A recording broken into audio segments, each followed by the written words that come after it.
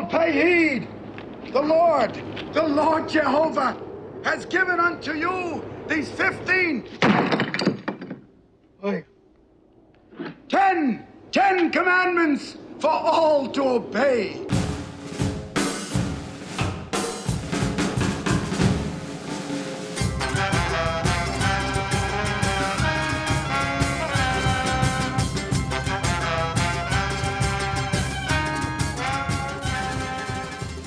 Welcome to Amusing Jews, where we celebrate Jewish contributors and contributions to American popular culture. I'm Jonathan Friedmann. And I'm Joey Angelfield. Producer-engineer Mike Tomren is working somewhere behind the scenes. Amusing Jews is a project of Adat Chaverim, Congregation for Humanistic Judaism, the Jewish Museum of the American West, and Atheists United Studios. Hey, Joey. As a general rule, Jews love Jewish history and Jews love comedy. But most of the time, the two subjects don't mix. There are thousands of Jewish history books and thousands of humor books. Yet there are very few humorous books on Jewish history. A rare example from this minuscule subgenre is a new book by today's guest. We're happy to welcome back Rob Kutner, an award-winning author and television writer whose credits include The Daily Show with Jon Stewart, The Tonight Show with Conan O'Brien, Teen Titans Go, Ben 10, and many more. His latest book is The Jews, 5,000 Years and Counting. Rob, welcome to Amusing Jews. Great to be back, guys. Hey, Jews. Last time you were on Amusing Jews, you talked about how writing a book was a lot more labor-intensive than coming up with jokes in the writer's room. What inspired you to author a humorous history of the Jewish people? I don't know if I can say this right off the bat, but what inspired me as a nice Jewish boy was money, because I was hired to do it. Am I getting canceled already? 1 second into the podcast. No, I was brought together into this project by a mutual friend who knew that this publishing house, Wicked Sun Press, which is a Jewish imprint, was looking to do a title like this. And they knew that this friend knew my sort of background, my background in comedy, and that I had some decent amount of Jewish learning, and they thought I'd be a good candidate for us. I sort of met with the people. I thought, hey, this is a great project. I just knew right away it was like a worthwhile thing that had not been, as you said, had not been done, at least in a long time. Do you have a particular audience in mind for the book? Well, it was pitched to me as sort of basically beginning at Bar Bat Mitzvah, but going up from there. So, it's not for like every age. It's probably for kids and adults who have like a little bit, or we say Yiddish, a bissel of Jewish knowledge, enough to kind of build on. So you kind of get the gist of what's going on, but you don't really know the full picture. And if you don't know it, it's like Mad Magazine was like from when I was a kid. It's like, what is all this stuff? I want to know more. And then you go out and you read about it. You've been working on a new animated children's series, God's Gang, which centers on an interreligious team of superheroes, a Muslim, Hindu, Jew, and Christian. Is the Jews 5,000 Years and Counting your first exclusively Jewish project? Yeah, I guess I would say it is, if you don't count my children. Yeah, I've done books with a little bit of Jewish content here and there. It just like slipped in, almost in the back, but this is the one that's full on Jew. Rob, what's the skinny? How are people liking the book so far? Have you heard feedback from educators and YA readers? I've got a lot of interest from educators. I went to the Jewish Educators Assembly, which is the conservative movement's education movement in Chicago, and sold out all my books and schmoozed with a lot of people, and got interested in maybe like using it for curriculum. It is actually being piloted at my daughter's school, and it might be at another school as well. So we're trying to make that happen. My favorite response though was a rabbi gave it to her 11-year-old child, and they started reading it, and they said, "This is funny, but unfortunately, it's educational," which is kind of like the sweet spot I was aiming for. Yeah, like unintentional education, right? Right. Because I think because I just think like that's the only way to like get anything across, is to not make kids think they're learning or being told a message. So like we talked about my show God's Gang last time, right? And that's the whole idea too, is we wanted to sort of show interfaith tolerance between different religions without beating people about the heads. Those sort of posters they show once a year at school, like everyone should get along, everyone's different. Instead of that, having an action comedy where everybody's having fun, and it's a really cool show, and you just see it happening, and that's just a natural part of it. Like, to me, that's the best way to reach young people. By the way, new episode dropping April 9th, the climactic fourth part of a 4-part epic miniseries. You dedicate the book to all the Jews who, if history is any guide, could probably use a laugh right now. Many believe that the pain of Jewish history is the root cause of Jewish humor. Do you agree? I mean, it's funny when you say things like cause, but it certainly has been, it's certainly, you could say the humor has definitely been a response to that. So I guess that's a long way of saying yes, it is. Uh, um, it's almost like the repetitive nature of the history being tragic, I think, has led to a sort of humorous outlook as a sort of like if it's sort of one thing had happened once, it might not be, but I think that it sort of keeps happening in cycles means that you kind of have to just shrug at it and kind of laugh at the world, or else you despair. What you're saying there about the repetition of violence also reminds me of the time I was living in Korea for a year and definitely witnessed from what I learned about the history and saw in the culture, they have experienced a lot of suffering and been victims to what's gone on in the world around them. Um, but I don't necessarily know that it's expressed itself in humor in the same way that it has in Judaism. But I do think that it has a big cultural impact in Korean culture. I find that interesting. I was just in Korea actually over winter break, and I'd read a lot of history and stuff too. And I wasn't thinking exactly the same, but I was also thinking like if you're really struck by especially 20th century history of Koreans, it's just harrowing. But then really they've just been, I was thinking parallels, they've been occupied over and over again and kicked back and forth like a football over and over again. And I do think even if it's not exactly humor, which I think they have an incredibly vibrant, buoyant, super creative, especially musical culture, which you might say is a way of lightening the world also in the way that Jews do with humor. Enjoying the show? Click like and subscribe. Lots of Jews enjoy studying ancient texts, and most Jews like comedy, but mixing these together can be dicey. Did you find yourself holding back when writing about things like the biblical matriarchs and patriarchs or the Holocaust? Two separate questions. I'll try and answer separately.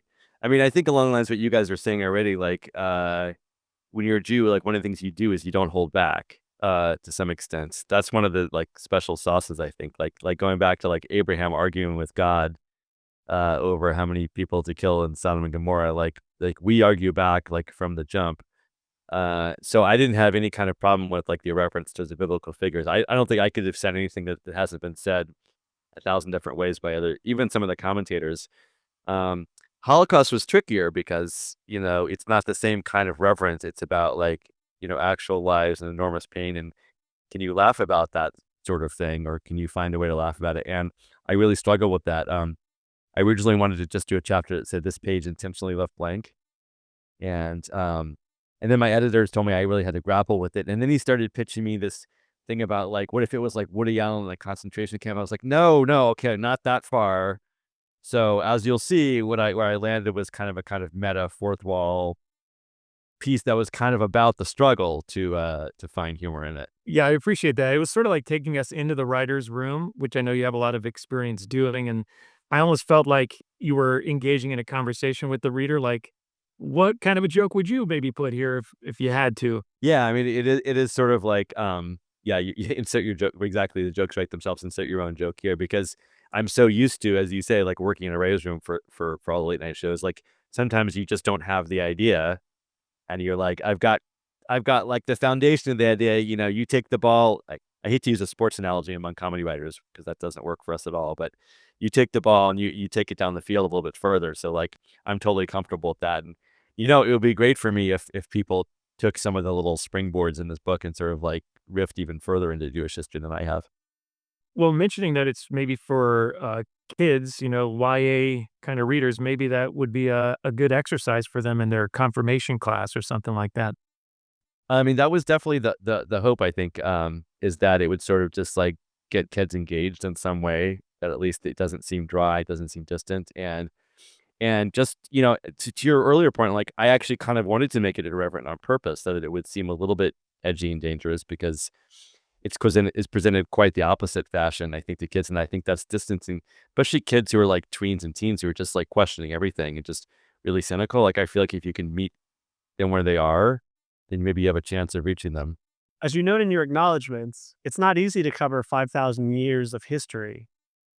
How did you go about selecting what to include in the book and what to leave out?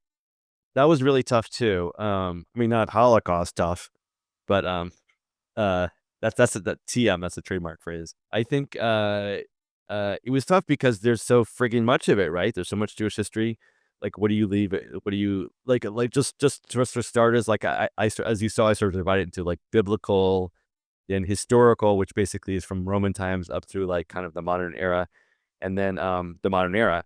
So those were rough categories, but like the biblical stuff, like I started getting into it, and I was like, I could do a whole book about this stuff. Like there's so much there, and just like the Torah and the Tanakh. And in a way, that's kind of why I did the as you mentioned, the patriarchs and matriarchs in group therapy. So I was just like, how do I get them all together into kind of one chapter? And I said, oh, literally get them together in one room, because you have to condense so much. I think that the hallmark was I had to think about like what was the whole story, like what was like the essential like kind of touchstones of the story that tells you like the main points of where the Jews went, how they got from there to here, and also not to kind of be sucked into like a lot of other topics that are interesting. Like I really didn't, maybe you guys noticed, even though it was came up, I didn't really delve into the religion that much, except as it became historically relevant. I mean, I could do a whole book about that, about even just Jewish culture sort of writ large, or anti-Semitism. There's all kinds of subtopics in there, and I think I had to just sort of like stay with kind of like the main narrative, and that was kind of what helped me to cut things down, I think. One of the serious things you do in the book is model how to mock anti-Semitism. Instead of following what historian Salo Baron called the lachrymose conception of Jewish history, you take your lead from Mel Brooks and others in pointing out the absurdity of Jew hatred. Is that an effective way of fighting back? Sure. I mean, like I always, in a way, like to touch on an earlier point, I think, not that this is written to be like a sort of young person identity book per se, but I do think there's a lot of like education that revolves around like Holocaust and anti-Semitism, therefore be Jewish, and it sort of ends there. And I think that's just so, even though obviously the second thing is more relevant than ever, it's definitely not like a solid foundation on which to build like a sense of identity and a whole life. And so I think, the joy of it, and it's pretty hard to find the joy of it right now. So I think, or at least if you don't want to say joy, you can say like the resilience in the face of the hardship. I think those are awesome things about Judaism and need to be sort of foregrounded more than they are sometimes. Like we're in a kind of a very victim blamey culture, not victim blamey, a victim competitive. Who's the biggest victim? Who's suffering the most culture? And this is, trying to swim against that tide, I think, a little bit. I think maybe the real competition is who can be the funniest while they're suffering. Well, no contest there, right? I mean, I think the Irish and the blacks, give us a good run for our money, and certainly other peoples do too as well. But we're definitely in the on the gold medal stand. I think top 3 at least. Would you mind reading a little from the book to give our audience a taste? Oh, I'd be happy to. But I need to grab it. I have it on the table here. You just hold me one sec. Yes. Okay, 1 second. I think it really kind of sets the tone and kind of the point of view of the book really well. Is the it's the first chapter really after the introduction, and it's creation, a snake's eye view. So this is sort of like just a little bit of preface is like most of the book, as you guys know, but for your listeners is it's a lot of different formats about how to present history. So I kind of drew this from my experience writing America the Book, single-handedly helping to write America the Book with the Daily Show staff, where they took a bunch of different approaches to like slicing and dicing history. So a lot of it's kind of like straightforward, some of it's character pieces, some of it's comedy sketches, some of it's cartoons. Biblical stuff, I felt like people kind of know the stories already, the parameters that's so ingrained in the culture. And so instead of just trying to tell those, and especially because they're not historical, they're not historically documented, what I do is I would kind of provide kind of interesting takes on them. I think that would kind of bring us in the book. So just to know that this isn't all kind of wacky characters, but sometimes there are wacky characters. All right. That was really a boring intro. Creation, a snake's eye view. Hey there. Salutations. Sorry, snake humor. That's right. I'm the snake from the original biblical tale in the book of Genesis. The wily, smooth-talking reptile who tempted Adam and Eve into violating God's first operating instructions. And for my notorious role in history, I have 2 words I'd like to say to all of humanity, past, present, and future. You're welcome! Because without me, none of the good stuff would have happened. We all know the basic storyline. First, there was nothing, or technically void and waste. Then God got to work and started creating. Light, sky, land, seas, plants, birds, fish, insects, cosmological bodies, and furry bodies. Then God created the first man, Adam, and immediately realizing the guy was just a bucket of beautiness, created Eve, a female companion for him. It was history's first blind date, complete with God over-enthusiastically telling them, "You two have so much in common." Then God informed the pair that they could eat anything in the Garden of Eden except the fruit from one tree, the tree of knowledge of good and evil. Humans wouldn't even be Jews for thousands of years, but were already getting stuck with their first rule on what not to eat. More broadly, though, it was humanity's very first test of obedience to God, a critical pattern setter for the relationship between people and God for all times. Spoiler alert, the pattern, not good. But here's the thing. How do you truly test someone's obedience unless the temptation is strong?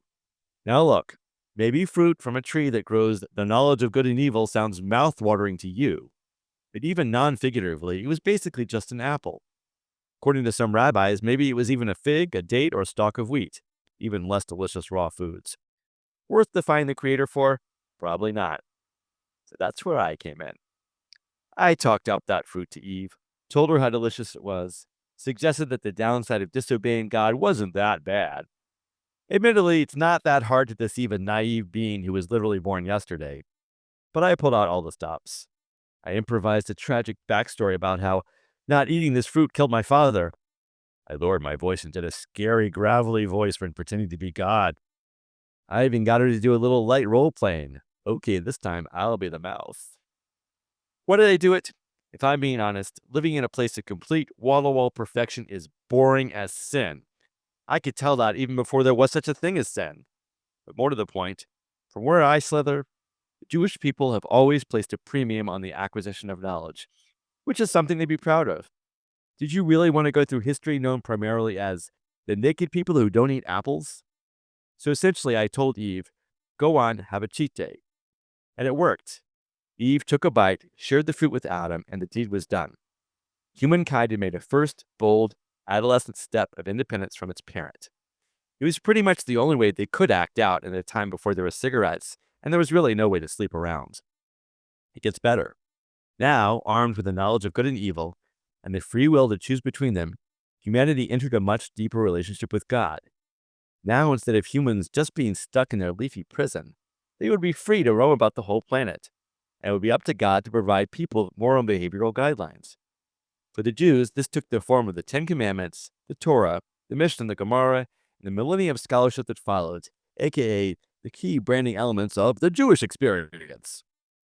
But what about all the bad stuff that came next? God banished Adam and Eve from the garden, forced men to labor in the soil to grow their food, and made it so women would experience labor pains for giving birth. Now come on, that's not on you. That's just God being bitter about human independence and the people who bring forth life. So I don't call it banishment. I call it the Snakes Guaranteed Employment for Farmhands and Obstetricians Act. So in sum, because of me, there would one day arise a people famous for challenging authority, seeking knowledge, delving deeply into ethical dilemmas, and, often as a result of knowing too much, repeatedly getting kicked out of where they're living. Not bad for a creature who can't even use chopsticks. That's great. I always felt the snake deserves more credit. Exactly. It's one of those things. It's like, yeah, without that, what would we be? And it's like when I say to my Christian friends on Easter, I say, "You're welcome." Like, how would they have Christianity without the stuff we did? Well, on that note, thanks so much, Rob, for joining us. This has been Deicide Daily with. And to our audience, now back to your regularly scheduled lives. Amusing Jews is here to amuse you. If you like being amused, go ahead and click like and subscribe.